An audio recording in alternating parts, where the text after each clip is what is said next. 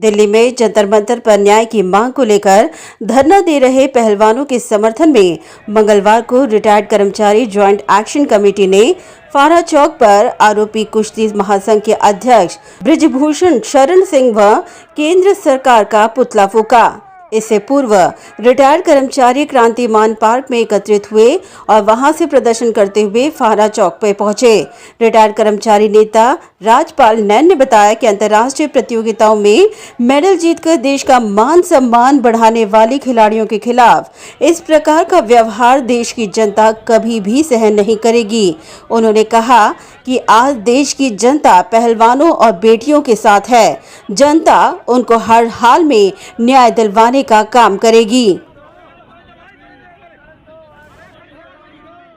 जो ये हमारा पुतला दहन का प्रोग्राम है, ये रोडवेज ये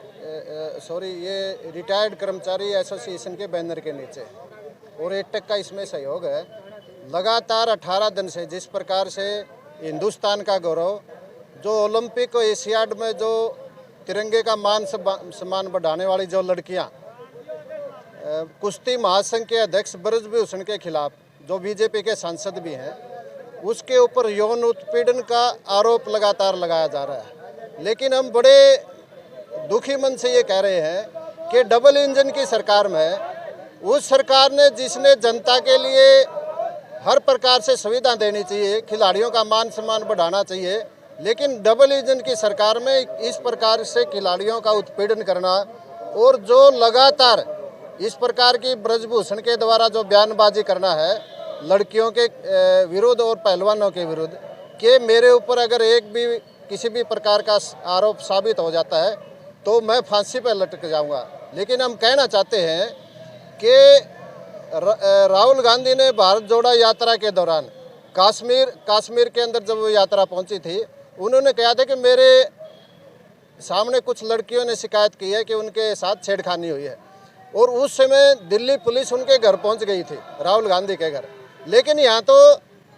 जिस प्रकार दिल्ली पुलिस ने उनके सामने पूछताछ करी कि भाई आप उन लड़कियों का नाम बताओ, उनको सुरक्षा प्रदान करना चाहते हैं, लेकिन यहाँ तो सरेआम जंतर मंतर के ऊपर 18 दिन से पूरी तरह से जो लड़कियां हैं वो नाम लेकर बृजभूषण सांसद का वो नाम ले रही हैं। लेकिन पास्को एक्ट के तहत नियम के अनुसार जब वो धारा लग जाती है तो उसी दिन कोई भी आम नागरिक हो वो उसको गिरफ्तार कर लिया जाता है। लेकिन एक देश एक संविधान, लेकिन पूरा मोदी के हिंदुस्तान में यहाँ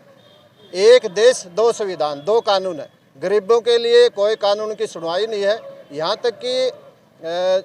सुप्रीम कोर्ट के चीफ जस्टिस ने भी ये कहा है कि अगर कोई गरीब आदमी है उसको न्यायालय की तरफ झांकना भी नहीं चाहिए। और जिस प्रकार से हिंदुस्तान की बीजेपी सरकार है, देश के प्रधानमंत्री मोदी के द्वारा जब ये ओलंपिक में मेडल लाई थी, इन्होंने अपने घर पर प्रतिभोज करवाया था इन महिला खिलाड़ियों का और उन्होंने ये कहा था कि विनेश महलान तो मेरे परिवार के सदस्य है। तो इसमें स्वाभाविक है कोई भी इतना बड़ा अंतर्राष्ट्रीय खिलाड़ी हो उसके मन में एक ज़रूर बात जाती है कि मेरे साथ कभी ना कभी अगर कोई अनहोनी होगी तो देश के प्रधानमंत्री ने ये कहा कि मेरे देश का सदस्य, मेरे परिवार का सदस्य है। लेकिन हम मोदी साहब से ये पूछना चाहते हैं कि लगातार इस प्रकार से वो धरने के ऊपर बैठी हुई हैं और जब बारिश के समय में जब वो सोने के लिए जब वो